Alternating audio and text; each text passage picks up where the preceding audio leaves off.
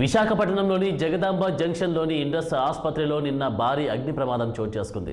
ఈ ప్రమాదంలో మంటల్లో చిక్కుకున్న పలువురిని రోగులను కాపాడేందుకు అగ్నిమాపక సిబ్బంది ఎంతో సాహసోపేతంగా రోగులను రక్షించారు. ఎమర్జెన్సీ మార్గం గుండా పలువురు రోగులను బయటకు తీసుకొచ్చారు. విధి నిర్వహణలో సాహసోపేతంగా వ్యవహరించిన అగ్నిమాపక సిబ్బందితో మా విశాఖ ప్రతినిధి Keerthi Kannababu face to face. Visakha industrial హాస్పిటల్లో జరిగినటువంటి అగ్ని ప్రమాదానికి సంబంధించిన అప్డేట్స్ అయితే ప్రస్తుతం మనం ఇవ్వబోతున్నాం. అయితే ఇండస్ట్రియల్ హాస్పిటల్లో జరిగినటువంటి అగ్ని ప్రమాదంలో సుమారుగా 49 మంది చిక్కుకున్నట్టయితే మనకి స్థానికంగా అందినటువంటి సమాచారం. ఈ 49 మందిని కూడా ఇక్కడ ఉన్నటువంటి అగ్నిమాపక సిబ్బందికి సంబంధించినటువంటి టీం అంతా కూడా చాలా రిస్కీ చేసి వాళ్ళందరినీ కాపాడినటువంటి పరిస్థితి అయితే ఉంది. వీళ్ళలో చాలామంది కూడా ఏదైతే బ్లాక్ సెకండ్ ఫ్లోర్ థర్డ్ ఫ్లోర్లో జరిగినటువంటి ప్రమాదం ఏదైతే ఉందో ఆ ప్రమాదానికి సంబంధించినటువంటి బ్లాక్లోకి వెళ్ళి సుమారుగా 9 మందిని పైచిలకు కాపాడినటువంటి వ్యక్తిని మనం ప్రస్తుతం అయితే ఇక్కడ మనం ఉన్నాం. ఆయన మాటలో కొన్ని విషయాలు అడిగి తెలుసుకున్న ప్రయత్నం చేద్దాం. బ్రదర్ చెప్పండి, అసలు మీరు వెళ్ళిన సిచ్యువేషన్ ఎలా ఉంది? అక్కడ ఎంతమంది పేషెంట్స్ ఉన్నారు? సార్ మేము ఐసీయూ బ్లాక్లో వెళ్ళాను సార్. ఐసీయూ బ్లాక్లో వెళ్ళిన తర్వాత అక్కడ స్టాఫ్ విత్ పేషెంట్స్ మొత్తం కలుపుకొని 9 మంది పైగానే ఉన్నారు. అయితే స్టాఫ్స్ వాళ్ళు బాగానే ఉన్నారు. వాళ్ళు కంగారు పడి అటు ఇటు పరిగెడుతున్నారు అనమాట, ఇటు నుంచి వెళ్ళాలి ఏంటి అని భయపడిపోతున్నారు. వెంటనే నేను బిఎస్ సెట్ ధరించి పైకి వెళ్ళి చూసేసరికి అక్కడ సిచ్యువేషన్ చూశాను, వెంటిలేషన్ అనేది లేదు.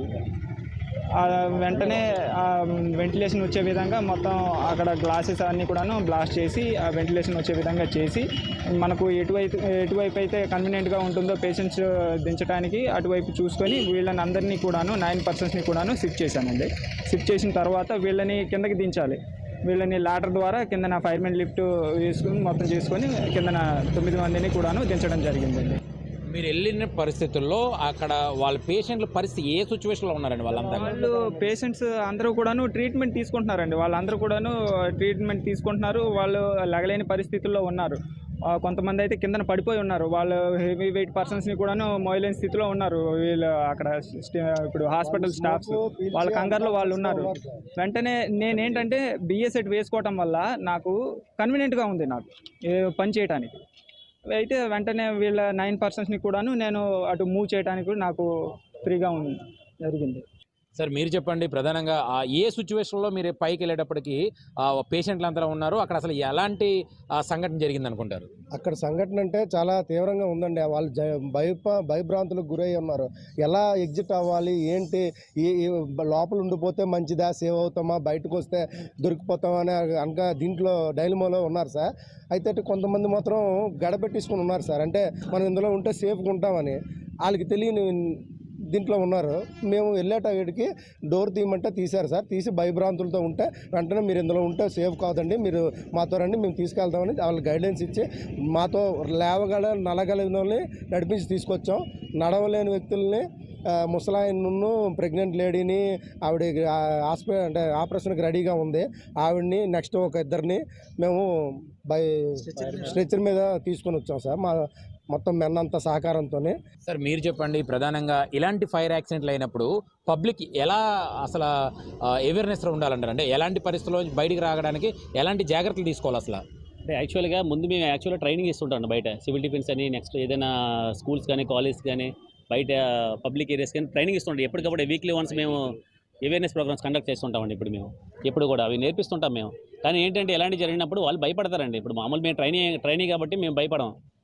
స్మోక్ ఎటువంటి స్మోక్ అయినా మేము వెళ్ళిపోతాం. ఎలాగైనా మేము అవతల వాళ్ళు రక్షించాలని తాడుతూ ఉంటాం మేము. బయట వాళ్ళు ఏంటంటే ప్రజలు ఏంటంటే నేర్చుకుంటారు కానీ భయపడతారండి. ఈ ట్రైనింగ్స్ తీసుకుంటాం. మేము ఆల్రెడీ సర్వీస్లో ఉన్నాం కాబట్టి మేము అసలు దేనికి వెనుకాడం సార్. ఎందుకంటే మేము ప్రజలు ప్రాణాలను కాపాడని చూస్తాం. ఇప్పుడు ఎక్కడ యాక్చువల్గా first floor second floor full స్మోక్తో ఉందండి. బ్లాక్ స్మోక్, అది పీల్చితే అన్కాన్షియస్ అయిపోతాం. ఎవరైనా మనల్ని బిఎస్ సెట్ తీసుకెళ్ళాడు, అలాగే మనం కూడా వేరే వ్యక్తి కూడా బిఎస్ సెట్ తీసుకెళ్ళాడు. తర్వాత ఏం బిఎస్ సెట్ లేదు మా దగ్గర.